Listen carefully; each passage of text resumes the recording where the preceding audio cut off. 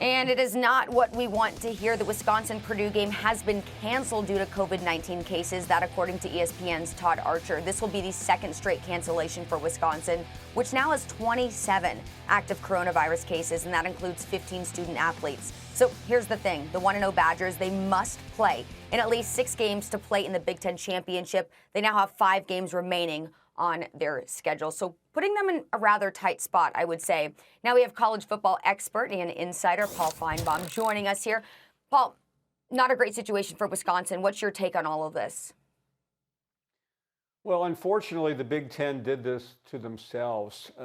And not to give a long speech here about everything they've done wrong, which is pretty much everything they've done since August 11th. And that's when, instead of pausing the season like everyone else, saying, okay, we can't start on Labor Day, we'll start on September 20th or the 26th or maybe in October, they decided to go ahead and say, we're done.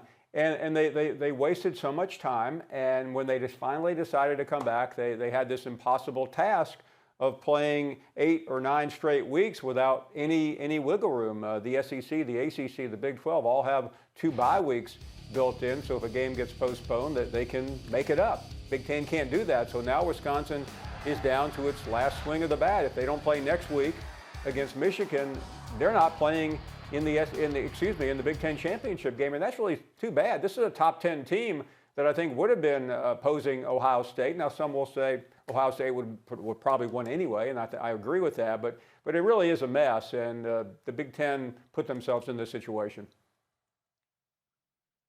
Hey, Paul, I want to go to the ACC. We saw last week with Clemson, they were taken to the brink by my alma mater, Boston College, and I know they take a step up in competition with Notre Dame.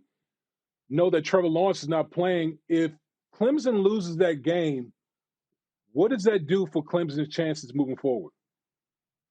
It's an interesting question, and I think they're still alive. Not to translate this to the big map we're all watching or have been watching all night. Their path to 270, in this case the college football playoff, is still alive.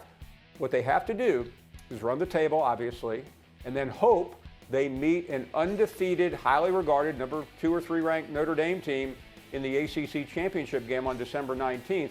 And if that happens and they win, I think they'll still get in, because the College Football Playoff Committee will look at Trevor Lawrence being out as an injury. It's something that could not be avoided.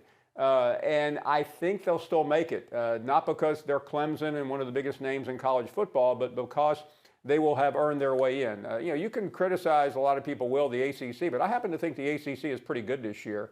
Damian, I'm sure you would agree with me. And it's not impossible.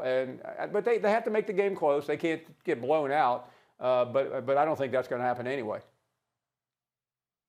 Yeah, and Paul, this really isn't the scenario that Clemson would have pictured when they knew that they were going to be playing number 4 Notre Dame. They are without Trevor Lawrence. So what are the real expectations, in your opinion, for his backup, DJ Uiagalelei? I'm glad you said it. I know. I actually had to spell it out phonetically and read it a few times during the break. I have it on my wall about 10 different places spelled out phonetically, and I still can't say it. But he's a great player. And we saw that against BC the other day. He came in, he got a slow start, and then exploded. And this is someone we expected to be very good. He was a 5-star, one of the top players in the country coming out of high school.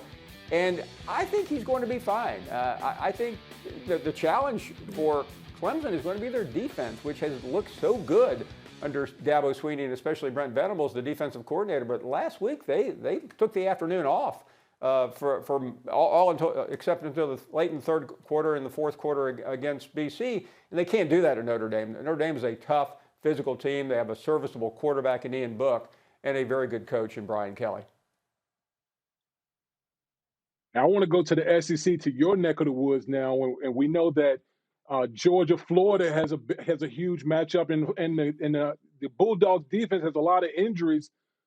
How much pressure is on Kirby Smart to really get those guys playing well against a Florida offense that's really lighting it up? Yeah, they're without their best player on defense, LeCount, and he was hurt in a motorcycle accident, and that's a big blow, Damian. This is a precarious game for Georgia. They've only lost to Alabama. They led at halftime, got blown out in the second half, They had an uninspiring game last week against Kentucky, only scoring 14 points. And if they lose this game, there are going to be a lot of people who go back into the history books of 2 years ago and start asking the question to Kirby Smart, how did you let Justin Fields get away? I mean, everyone's talking all day long here on the network that Justin Fields maybe could challenge Trevor Lawrence next year as the top pick in the draft. I mean, he's that good. He has played 2 flawless games, and I understand. I mean, I watched this in real time, and Kirby Smart made the decision to stay with Jake Fromm, who looked like the better quarterback at the time. He ended up coming out this year, which turned out to be a mistake. And for those of you who aren't following the University of Georgia, they are down to their 4th string quarterback. Their presumptive starter, Jamie Newman, opted out. He was a grad transfer from Wake Forest. Their 2 and 3 guys have not played very well. One played very poorly, and the other one, J.T. Daniels from Southern Cal, has not been able to overcome injuries. So they're severely challenged. And as I say that, Florida has one of the best quarterbacks in the country in Kyle Trask, and Pitts, his receiver, it's just one of the great tandems we have seen in a long time in college football. So this is a very dangerous game for Kirby Smart. Thanks for watching ESPN on YouTube. For live streaming sports and premium content, subscribe to ESPN+.